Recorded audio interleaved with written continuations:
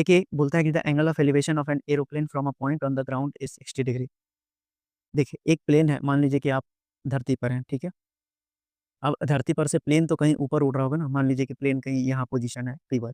अब बोलता है कि यहाँ से जो प्लेन का पोजीशन है P1 से, अब ये जो है यहाँ से एंगल कितना बना रहा है? 60 डिग्री बना रहा है।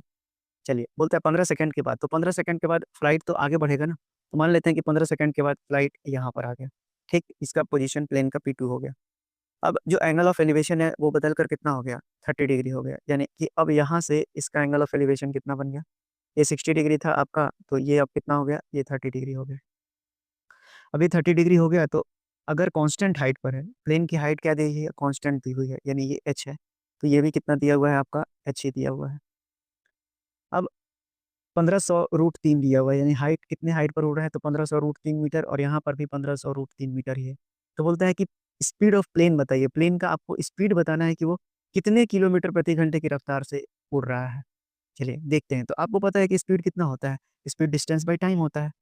तो आपके पास टाइम तो दिया है ना 15 सेकंड, क्योंकि यहाँ से यहाँ जो टाइम लगा है वो 15 सेकंड लगा है।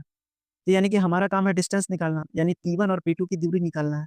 अब हम मान लेते हैं ये A है, ये B है और ये C है। तो पहला ट्रायंगल अगर हम कंसीडर करते हैं तो ये हो जाएगा P1BA। अब यहाँ पर अगर मैं tan 60 लगाता हूँ तो कितना हो जाएगा? h यानी 1500√3, और बटे अगर ये दूरी मेरा कितना है? x है, और यहाँ से यहाँ तक की दूरी मेरी कितनी है? y है। तो अब अगर tan 60 कितना होता है? √3 होता है, तो ये कितना हो जाएगा? 1500√3 और डिवाइडेड बाय कितना हो जाएगा? x। तो √3 बराबर कितना हो जाएगा? 1500√3/x। तो √3 से √3 को काट दिए तो x की वैल्यू कितनी आ गई? 1500। तो 1500 मीटर आ गया। अब देखिए अगर दूसरा ट्रायंगल मैं लेता हूँ P2CA, तो tan 30 की वैल्यू कितनी हो जाएगी आपका? 1500√3 और divided by x plus y हो जाएगा। अब x कितना है आपका? ये हो गया 1500√3, और x की वैल्यू कितनी है? 1500 है, और y हमको तो निकालना ही निकालना है।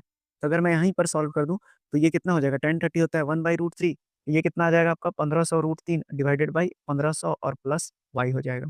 अब 1500 प्लस y की वैल्यू कितनी हो जाएगी क्रॉस मल्टीप्लाई करने पर? ये हो जाएगा 1500 और इंटू 3 हो जाएगा, यानी कि 4500 हो गया। तो y की वैल्यू कितनी हो गई? 4500 में से 1500 को घटा दीजिए। अभी ये कितना आ जाएगा आपका? 45 में से 15 जाएगा, तो यानी कि 3000 मीटर आ गया। तो बस आपको क्या करना है? 3000 मीटर आ गया, यानी स्पीड में डिस्टेंस कितना आया मेरा? 3000 मीटर, और टाइम 15 सेकंड दिया हुआ था, 15 दूना के 30, 200 मीटर पर सेकंड मेरा आ गया। लेकिन ये इस सवाल का उत्तर नहीं है, आपसे पूछा गया किलोमीटर पर आवर में कितना होगा। तो आपको पता है कि अगर मुझे मीटर पर सेकंड से किलोमीटर पर आवर में जाना है तो 18/5 से गुना करना पड़ेगा। तो ये हो जाएगा 5 चौके 20, 18 चौक 72, यानी कि 720 किलोमीटर प्रति घंटे की रफ्तार से प्लेन हवा में उड़ रहा है।